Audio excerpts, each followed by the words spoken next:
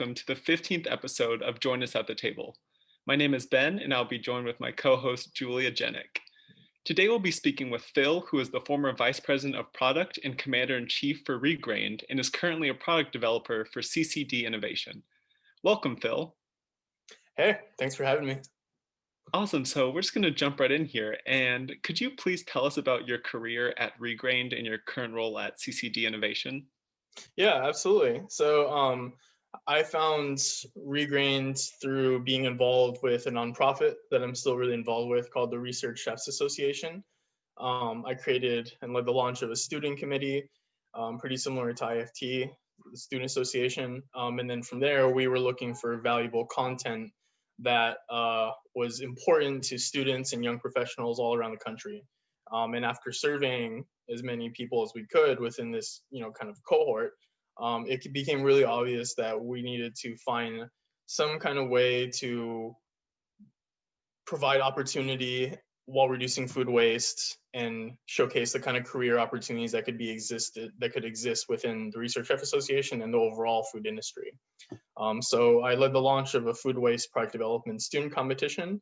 And then in contacting companies small and large about how they can get involved, be it their ingredient or as a sponsor. Luckily, Griffith Foods has sponsored the competition, and that led to a conversation I had with the CEO of Regrained. And a week later, I took a job as VP of Product and Commander-in-Chief of Regrained. And I was at Regrained for 4 years, and that was a really, really exciting time. And over time, I started to really kind of get hungry to get back in the kitchen again. And I found myself not that long ago in a new role at a company called CC Innovation. It's a chef-driven food and beverage consultancy, and we have clients of all different types of sizes, and we work on many different types of products into distribution channels of all different kinds. So it's a really exciting time for me. That's great that you were able to sort of like get back into what brought you into the whole food world in the first place. And so we're curious about that. We know you started off the early part of your career working in restaurants as a pastry chef. What influenced your transition away from that traditional food space into a more innovative food space? What was your sort of like calling in that? Yeah, as you mentioned, I started my career, my food career in fine dining, kind of working my way up the line. But that was great training to work on the line. But one thing you're taught, like as a young line cook, is you're taught to, work here for a year or two, and then work in another restaurant, and then essentially jumping around, from place to place. And that's kind of because for cooks and for chefs, the kitchen is really a library, and I still treat it like that. But however, I wanted to kind of explore what I could do beyond just the traditional back of the house kitchen. One, I wanted to see what kind of career opportunities there were. Two, I wanted to kind of validate those career opportunities, and I got an opportunity by getting involved with the Research Chef Association to do so. And then I also wanted to continue to cook for my whole life and develop food products at every scale. I felt that I could have more of an impact in creating, the future of food and food systems, and whether they were cultivated from an upcycled byproduct or using plant-based proteins in some applications. I wanted to just learn a lot more about food beyond the restaurant industry, because there's a lot more to the food industry that exists than a physical brick and mortar space. Around that time, I started to think about what could restaurants do to increase their revenue and not have to be dependent on foot traffic as their only source of income. A lot of meal kit deliveries started to come up. The idea of a chef launching a product was like very, very, very new then.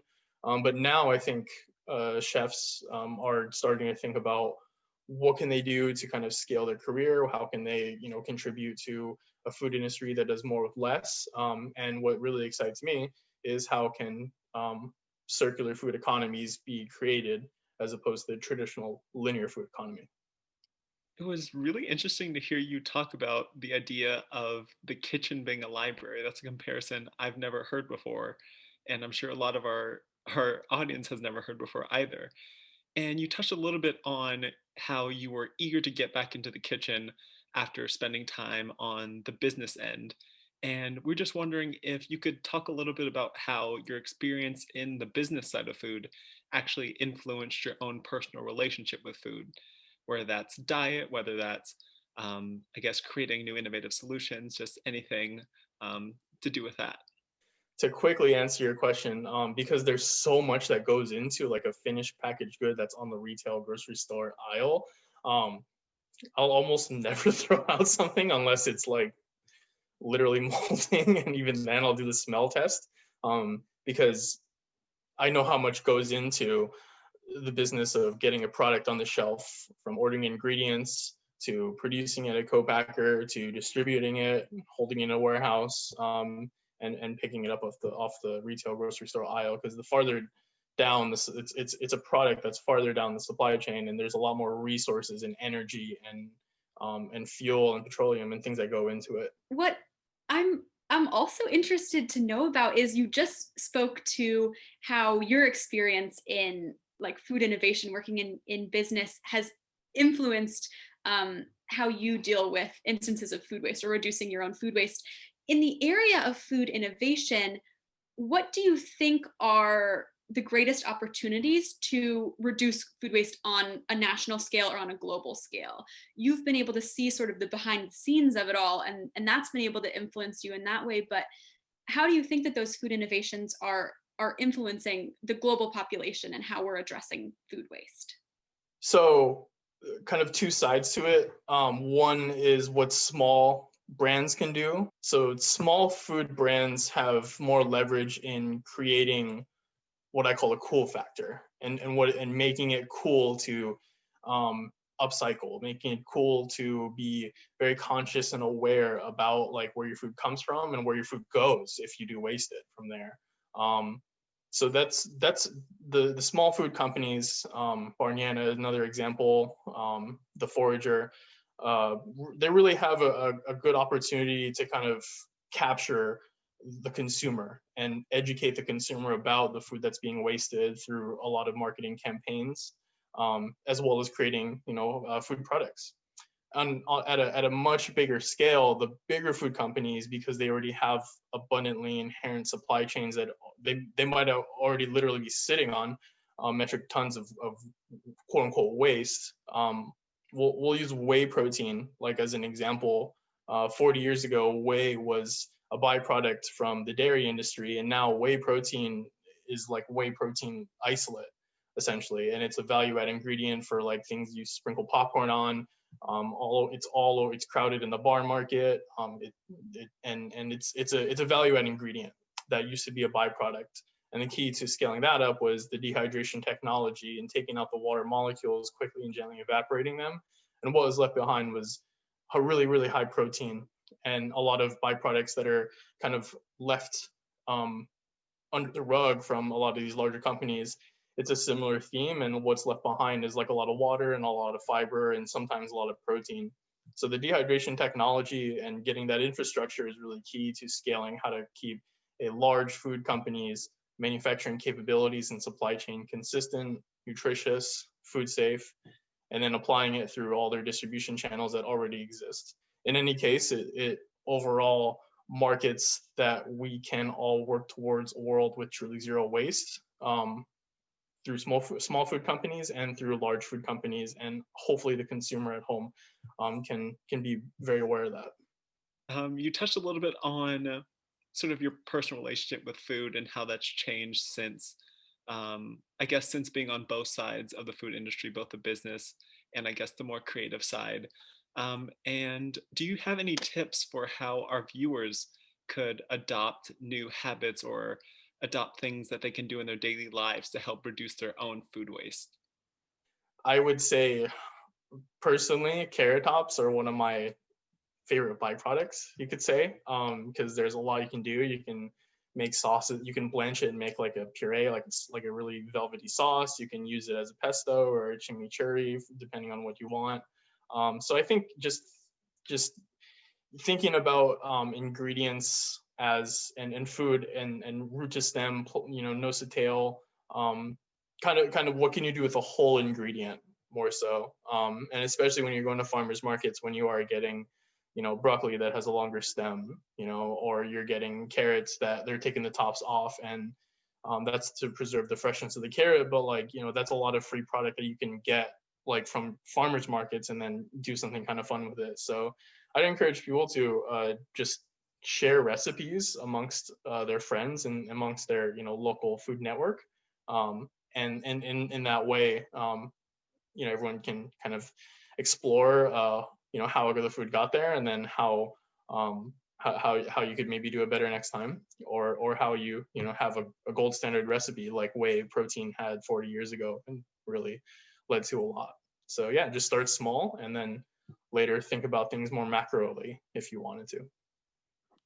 Yeah, I think it's really important for our viewers to hear that it doesn't have to be some massive change at first, and that you can take these incremental steps to reducing your own food waste.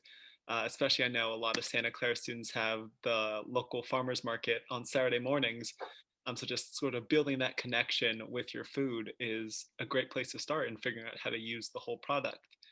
And I guess touching a little bit more on the student component, we know that you're the founder of the RCA Evolution of Food Waste student competition, and our viewers would love to know why you thought it was necessary to create a space for students to engage in food innovation.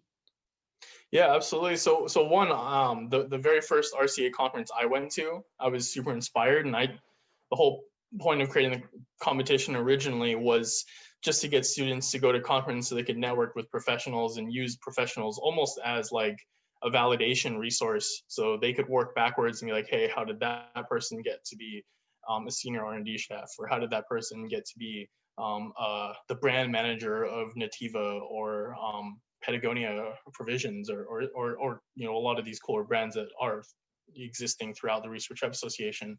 And I wanted to get students to be involved with that, because students really have a lot of passion, and I wanted to funnel all that passion in a direction that was something really delicious, and a platform that was a competition essentially, and a competition turned into almost a pitch platform where big companies are looking at students as a way to see what could eventually be trendy, but capture it before it could become a trend.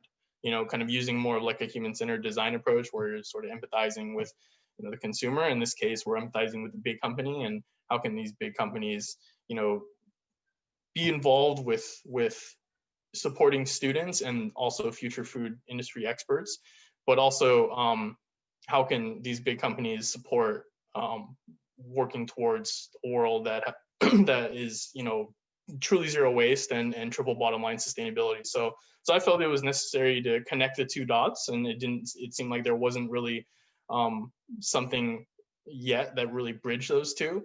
But I wanted to provide an opportunity for students, and luckily I was in a place to do so with my mentors. I just wanted everyone to experience what I had been experiencing through the Research Chef Association. Do you have any other advice for students that are seeking careers in the food industry, and want to engage with companies that are creating new innovative solutions to deal with, like you're talking about, problems like food waste? Yeah.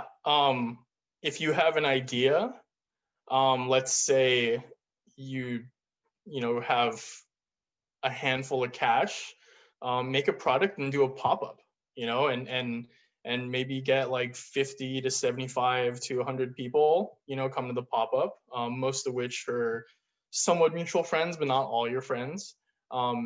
Ask them and collect that data, so your consumer, and then also find a way to get back in contact with them and say, hey, would you pay for this product again? We're doing another pop-up.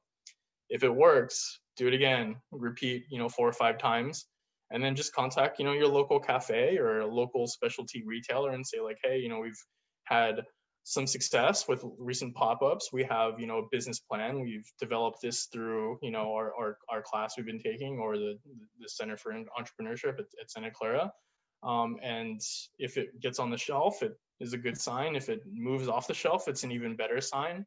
And then from there, like, you not only know what it's like to put a food product on the shelf and manufacture a supply chain, you also can use that as a case study for other food companies and say like, hey, this is showcasing my passion for food innovation. Like we created a product and this is why it can be successful. And if you have an idea, like just test it out, go for it. It doesn't have to take over the world quite yet, but it could be something that, makes people really happy. And that's really what cooking, can bring as value to people. Yeah, you touched on a lot of important things, especially what you said about entrepreneurship and how it's about taking the small steps and how you can start a pop-up and then build from there and then take the next step, expand.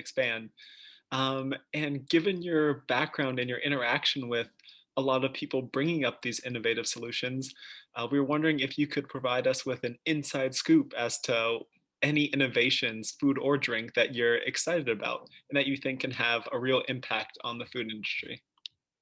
Totally. One, upcycled, it's happening. The Upcycled Foods Association is really one of the leaders and really helpful in kind of standardizing the definition of upcycled, but also creating like an upcycled certification seal, like similar to like USDA organic, fair trade, non-GMO project verified. So be on the lookout for that. I think breakfast, I know this is like kind of going off another category, but I think breakfast is extending to be more of a snack than a breakfast.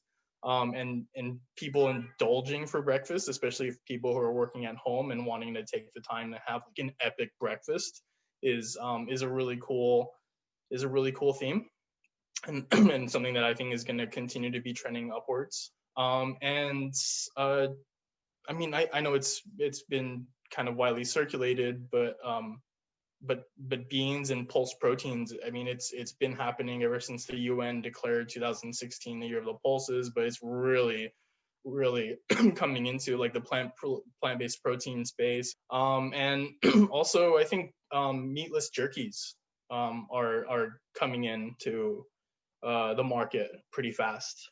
So their mushroom-based jerky is one that I see a lot of. And also there's sort of a race for like the next plant-based or cultivated, cellular ag bacon. I feel bacon is like another frontier that's happening, that can also use mycelium and mushrooms to develop a bacon protein product. So yeah, I'm really excited to see how we can have more plant-based bacon innovation and a lot of competitors in the space to just overall elevate the overall quality of food. And we are so excited for those innovations too. Thank you, Phil, for taking the time to speak with us today. And yeah, we look forward to seeing the upcycling certification and all of those other food innovations that you mentioned. So thanks for sharing. Viewers of this episode, you can check out the following slides for more information about some of the things Phil mentioned in this episode. And also feel free to check out other episodes of Join Us at the Table on the CFIE website. Thanks, everyone, and thank you, Phil. Thank you, guys.